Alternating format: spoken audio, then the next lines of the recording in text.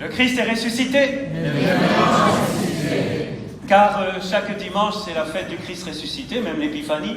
Et comme nous l'avons entendu dans l'annonce des fêtes mobiles, l'annonce de la date de Pâques qui se fait solennellement, qui se proclame notamment dans toutes les cathédrales et par extension aussi dans les paroisses, ça se fait en Italie, ça se fait pas trop en France, cette proclamation qu'on vient d'entendre de toutes les dates. Vous avez noté les dates, hein?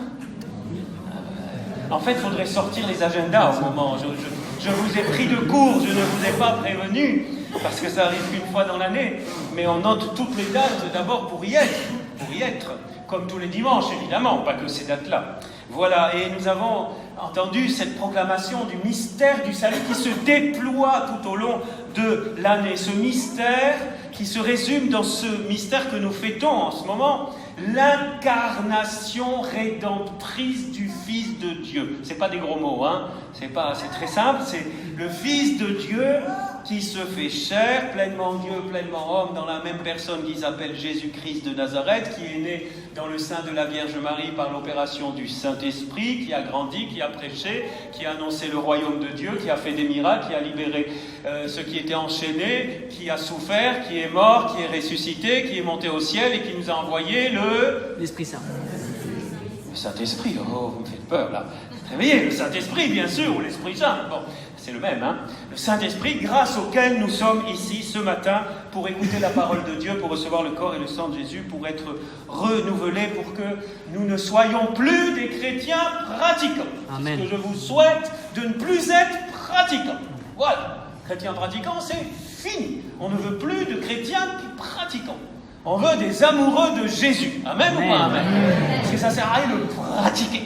Bon, ça c'est pour ceux qui ne me connaissent pas.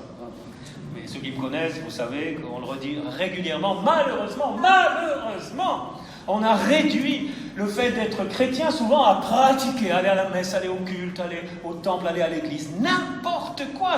C'est même pas le minimum vital. Imaginez quelqu'un qui se marie avec une femme, un homme qui se marie avec une femme, puis il la voit jamais, quoi. De temps en temps, allez, on se voit dans 3 mois. On se voit, ah non, là, j'ai pas le temps, j'ai le sport. Ah non, il fait beau, je ne peux pas. Non. Voilà, bon courage, le couple. Hein. Bon, donc, j'ai pas du tout prévu de vous dire ça. En tout cas, ce mystère, nous n'avons pas assez de Noël, de tout ce temps qui a commencé à Noël et qui va se terminer au niveau liturgique. Dans l'Église catholique, on a ce temps de Noël qui va jusqu'au baptême, hein, dimanche prochain. Rendez-vous tous dimanche prochain pour fêter le baptême du Seigneur. C'est un mystère qui est déployé, si vous voulez, pédagogiquement, mais qui est le même mystère de la manifestation du Seigneur Jésus, du Fils de Dieu qui vient pour nous sauver. C'est un mystère immense. Vous avez entendu la deuxième lecture tirée de Saint Paul aux Éphésiens quand il parle justement de ce mystère. Par révélation, il m'a fait connaître le mystère, ce mystère. Et ça m'a frappé cette année, ce mot mystère.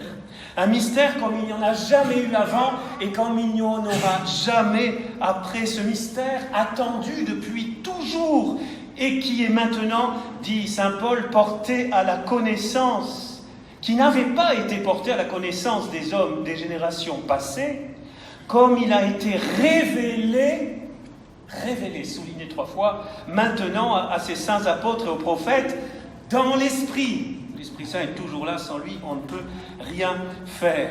Alors, je me suis arrêté sur ce mystère qui est révélé, qui est dévoilé, qui est annoncé, qui est découvert dans une crèche par les bergers d'abord, et ensuite par nos chers mages qui, comme je vous le disais au début de la messe, mais ce n'était pas enregistré, ne sont ni magiciens ni rois, et peut-être pas 3. Je suppose qu'ils sont 3, mais en tout cas, venus de loin, ça oui, venus de loin.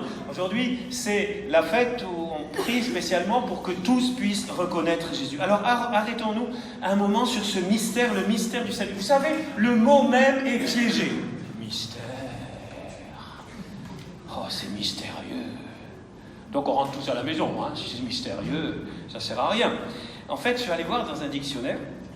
Et au sens non chrétien, le mystère est ce qu'une religion a de plus caché, connu seulement par les initiés. Ça, c'est le mystère païen. Mais Dieu est venu transformer le mystère, et avec la venue de Jésus, le mystère est une vérité de foi contenue dans la révélation et qui, sans contredire la raison, la dépasse. Sans contredire la raison, la dépasse. C'est-à-dire, vous me suivez, c'est dur le dimanche matin. Non, mais c'est la partie la plus difficile de l'homélie. Après, ça va se simplifier. Vous voyez, un mystère, quand on pense bien, mais c'est mystérieux, donc j'y comprends rien. Donc... Puis souvent, un mystère, il n'y a que ceux qui sont introduits dans le mystère, dans les petits papiers des chefs, qui ont été initiés avec des étapes et tout. Et finalement, ils finissent par connaître. Il n'y a que eux, c'est les privilégiés. Eh bien, le mystère chrétien, c'est tout le contraire. C'est-à-dire que ce mystère, le mystère change de nature avec l'incarnation du Fils de Dieu. Le mystère est révélé, dit la parole de Dieu, dit saint Paul, à ses saints apôtres et aux prophètes, dans l'esprit. Révélé, c'est la parole clé qui change tout. Bien sûr, il reste une part qui nous échappe. Donc une part de mystère. Mais seulement une part. Et non seulement cela, mais nous pouvons entrer dans le mystère et vivre ce mystère. Parce que ce n'est plus caché. C'était caché avant. Avec la venue de Jésus, tout est dans la lumière. Tout. Il n'y a plus aucune ombre. Plus rien n'est occulte. À tel point que ce qui est occulte maintenant est du domaine du diable. Les sciences occultes sont démoniaques. Tout ce qui est caché est dans les mains du diable. Je ne veux pas dire qu'il faut tout dire à tout le monde. Attendez, ne me faites pas dire ce que je n'ai pas dit. On a tous son jardin secret, on a tous ces choses cachées. Mais là, on parle au niveau de la foi, on parle au niveau des vérités fondamentales, on parle au niveau des choses essentielles. Avec la venue du Fils de Dieu, tout est dans la lumière. Aujourd'hui, c'est une fête. Noël, c'est une fête de lumière. Car ce mystère, dit saint Paul, il continue, c'est que toutes les nations sont associées au même héritage, au même corps, au partage de la même promesse dans le Christ Jésus, par l'annonce de l'Évangile. C'est-à-dire que grâce à l'annonce de l'Évangile, ce que l'Église fait depuis 2000 ans, ce que je suis en train de faire comme prêtre, comme annonciateur de l'Évangile, comme prédicateur, ordonné pour cela, d'abord pour annoncer l'Évangile, pour déployer avec vous, nous replonger dans ce mystère, pour découvrir que ce n'est plus tant un mystère mystérieux, en tout cas qu'il n'y a plus rien de caché. Alors ce qui reste de mystère, c'est saint Maxime le Confesseur qui le dit, ce qui reste de mystère, c'est que notre petite raison n'arrivera jamais à cerner tout ce que veut dire un Dieu qui se fait homme. Il dit cela ainsi: le grand mystère de Dieu fait homme demeure toujours un mystère. Comment le Verbe incarné était-il essentiellement le Verbe en personne, en étant substantiellement le même personne demeurant tout entière dans le Père? En gros, comment il est descendu du ciel sans quitter la Trinité? Voilà, ça c'est toutes les questions qu'ils étudient pendant 8 ans au séminaire avant d'être prêtres. Après, ils croient avoir compris quelque chose, ils n'ont rien compris. Ça ne veut pas dire qu'il ne faut pas étudier, mais on reste toujours des tout petits devant ce mystère immense, bien sûr. Il y a une part, alors dans ce sens, oui, il y a une part de mystère. Mais non pas parce que Dieu veut le cacher. Ah, ça, je n'avais jamais pensé. Merci, Saint-Esprit. Non pas parce que Dieu veut le cacher, mais parce que nous ne sommes pas capables de l'appréhender entièrement. Parce que nous sommes limités. Et qu'au ciel, alors oui, on fait en un éclair, on comprendra, on appréhendera tout. En un éclair.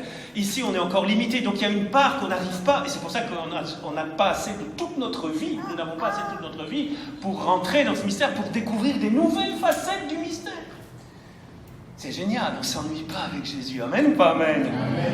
Voilà, et il finit Maxime le Confesseur en disant, c'est un des pères de l'Église, la foi seule embrasse ces mystères. Par la foi, on peut embrasser les mystères, c'est-à-dire que notre raison n'est pas contredite, mais à un moment elle s'arrête, c'est la foi qui continue, et par la foi, on embrasse le mystère, on rentre dans le mystère, on vit le mystère au-delà même de la compréhension. C'est pour ça que je crois personnellement que souvent les tout petits enfants ont plus la foi que moi. Parce que, au-delà de la raison, par leur cœur pur, ils embrassent le mystère de Dieu. Par la foi, désormais, tout est dans la lumière, tout est en pleine lumière, d'où ce magnifique texte d'Isaïe 60 qu'on a chanté, qu'on a entendu, debout, resplendit, Jérusalem, debout, elle est venue ta lumière et la gloire du Seigneur s'est levée sur toi. Désormais, il s'agit de marcher dans la lumière. Plus rien n'est caché, plus rien n'est occulte. Ce n'est plus pour quelques initiés, c'est pour tous. Amen ou pas amen? Et ça, c'est la grande joie du mystère chrétien. C'est que c'est plus pour... Vous voyez, la plupart des religions et des systèmes, souvent même philosophiques ou autres, Ce sont des systèmes où il y a toujours une caste d'initiés, il y a des étapes, il y a des machins. Là non, c'est pour tous. C'est pour tous. Et même quand on n'est pas encore baptisé, c'est déjà pour toi. Peut-être il y a des non-baptisés qui m'écoutent ou qui sont là. Et peut-être qu'un jour vous allez demander le baptême, mais déjà Jésus est là pour toi. Tu peux lui ouvrir ton cœur aujourd'hui. Tu peux l'accueillir, cette lumière qui chasse les ténèbres. Et souvent, tout ce qui est caché, tout ce qui est dans les ténèbres, c'est une des grandes causes des maux de l'humanité. On peut dire, par derrière, tout par derrière. Ah, j'ai un secret. Vous savez, un secret qu'on dit à une personne à la fois, hein, mais que tout le monde le sait. Voilà. Non, il n'y a pas de secret. Avec Dieu, il n'y a pas de secret. Il nous dit tout. En Jésus, le Dieu Jésus-Christ le seul, hein, il nous dit tout. C'est absolument fantastique. Et ce qu'il ne nous dit pas, ce qu'il ne va pas dire aux apôtres, il le dit, c'est que vous n'avez pas encore la force de le supporter, mais il a dit l'essentiel. Après, ça va se développer, le Saint-Esprit va guider l'Église pour qu'elle découvre en toujours des facettes du mystère, mais l'essentiel est dit, l'essentiel est dévoilé. Alors, vous allez dire, mais et les mages? Mon père, vous n'avez pas parlé des mages? Mais oui, les mages, justement, guidés à travers leur culture d'astronomes, pas d'astrologues, d'astronomes. Ils sont guidés par cette étoile, mais ils ne s'arrêtent pas à l'étoile, alors ils marchent à sa lumière. Il s'agit de marcher, vous voyez, l'épiphanie, c'est la fête où on marche dans la lumière du Seigneur. C'est pour ça qu'au début de l'année civile, d'ailleurs, ça tombe bien, c'est une bonne fête, une fête pour nous rebooster, pour qu'on avance dans la lumière, qu'on chasse tout ce qui est ténèbres, tout ce qui est compromis avec le mensonge, tout ce qui n'est pas dans la lumière du Seigneur, tout ce qui est finalement de l'ordre du péché, qu'on rejette tout ça, qu'on se débarrasse de tout ça et qu'on avance plus léger en 2020 avec le Seigneur dans notre vie la plus quotidienne. Ce matin, pour ne pas être trop long, d'ailleurs je n'ai même pas mis le chrono, je ne vais pas rentrer dans les détails, mais à chacun de nous d'appliquer cela à sa vie quotidienne, car vous pourriez me dire, Père, mais c'est très très beau ce que vous dites, c'est génial, c'est magnifique, mais qu'est-ce que ça change dans ma vie? Ça change tout. La vie des mages a été bouleversée. On ne connaît pas ce qui s'est passé après, c'est dommage, hein, grâce au ciel. Mais quand ils sont repartis par un autre chemin, d'ailleurs, vous notez bien, par un autre chemin, c'est très symbolique aussi, leur vie a été transformée. À partir du moment où ils ont vu, ils ont découvert, ils se réjouirent d'une très grande joie. C'est une insistance biblique, là, dans les termes même très, très bibliques, où on répète les choses pour dire c'était la joie des joies des joies. Ils repartent, ils ne s'arrêtent pas. D'ailleurs, notez bien que dès qu'ils découvrent Jésus, l'étoile, on n'en parle plus. C'est pas l'étoile qui compte. Il y a les signes que Dieu nous donne, il y a la façon dont il nous guide vers lui, puis une fois qu'on l'a découvert, c'est lui. Il n'y a plus que lui. Alors qu'est-ce qu'ils font? Ils font trois choses, vous avez vu, ils se prosternent. Deuxième chose, qu'est-ce qu'ils font après se prosterner? Ils ouvrent les cadeaux. Ils ouvrent leur coffret. Et après, ils offrent. Ils se prosternent, ils ouvrent leur cœur. Ce coffret, c'est le cœur. Se prosterner, adorer, c'est toi seul qui es Dieu, Père, Fils, Saint-Esprit, un seul Dieu. Je t'ouvre mon cœur, je t'offre ma vie. C'est ça l'épiphanie. Je me prosterne, de nouveau, tous les jours, tous les matins. Vous pouvez même le faire physiquement. Vous voulez, le matin, vous vous prosternez dans votre chambre. Voilà, le Seigneur est là. Vous vous prosternez dans votre cœur. Si vous avez des problèmes d'arthrose, que Dieu vous guérisse de l'arthrose, Seigneur. Amen. Jésus guérit de l'arthrose. Et puis vous ouvrez votre cœur tous les matins, tous les jours. Et puis vous offrez non plus, comme on va le prier tout à l'heure, dans la prière de la messe, non plus de l'or, de l'encens, de la myrrhe, mais notre vie.